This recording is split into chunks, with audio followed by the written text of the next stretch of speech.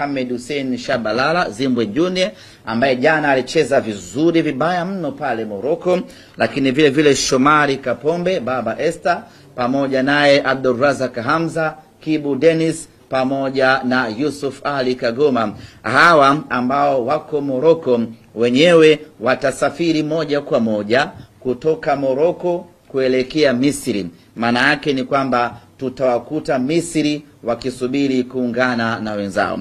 Lakini wachezaji wengine ambao walikuwa kwenye majukumu ya timu zao za taifa, hapa namzungumzia striker refu kuliko goli Steven Desemukwala pamoja na Musa Pinpin Kamara Spiderman, ambao wenyewe walikuwa na kibarua nchini Uganda, tayari wameshawasili Tanzania asubuhi ya leo. Moja kwa moja wanaingia kambini na watakuwa sehemu ya msafara kuelekea Misri kwenda kwenye mechi yetu dhidi ya Al Masry.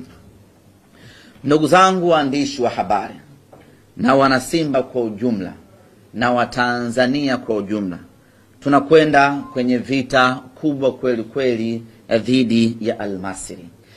Ni timu ngumu, tunaitambua hivyo, kwa sababu kufika robo finali haijawahi kuwa kazi nyepesi hata kidogo, hasa robo finali ya safari hii ya kombe la shirikisho, ambapo kila timu ni ngumu na kila timu imejipanga vizuri.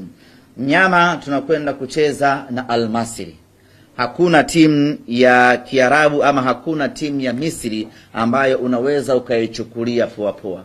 Ni mpinzani mgumu kweli kweli tunakwenda kukutana naye, ni mpinzani bora kweli kweli tunakwenda kukutana naye. Lakini tuseme tu ya kwamba safari hii tumejiandaa iwe iwavyo. Safari hii tumejipanga iwe jua iwe mvua. Safari hii tunataka kuvuka kutoka robo finali ambayo tumekuwa na mkwamo nayo kwa takriban miaka mitano. Safari hii tunataka kuvuka na kwenda hatua ya nusu finali. Robo finali zote ambazo tulikuwa tukiishia, tulikuwa tunazichukulia kama sehemu ya mafunzo kwetu. Sasa tumeshajifunza vya kutosha, tumeshapata exposure na experience ya kutosha. Ukimuona Kibu Dennis alivyocheza jana dhidi ya wa Morocco pale Morocco, ni dhahiri shahiri ya kwamba tayari exposure na experience ya kucheza kwenye michuano mikubwa tayari imeshamuingia. Ukiangalia confidence aliyokuwa nayo Yusuf Kagoma, licha ya kwamba aliingia kipindi cha pili, lakini ule utulivu wake katikati ya dimba mpaka Rabat akasanda akafanyiwa mabadiliko, ni ishara tosha kwamba vijana wetu wameshakuwa na exposure na uzoefu wa hali ya juu sana, na ubora wao huo waliokuwa nao ndio unakwenda kutuvusha safari hii kutoka hatua ya robo finali kwenda hatua ya nusu finali.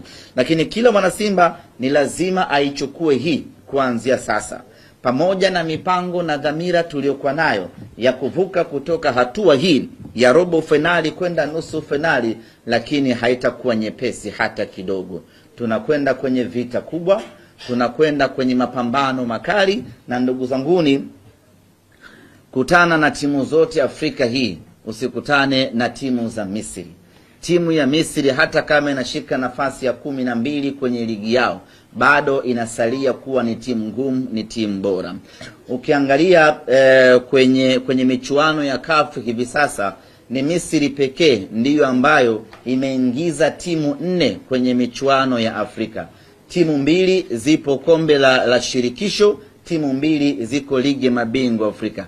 Nini maana yake? Maana yake ni kwamba wana ligi nzuri, wana ligi bora, na ndio maana timu zao zote 4 zimefanikiwa kufuzu na kwenda hatua ya robo finali. Kwa hiyo hakuna mwepesi hapo, awe Zamalek, awe Pyramids, awe Al Masry, awe baba yao Al Ahly. Hiyo mechi ni ngumu kweli kweli.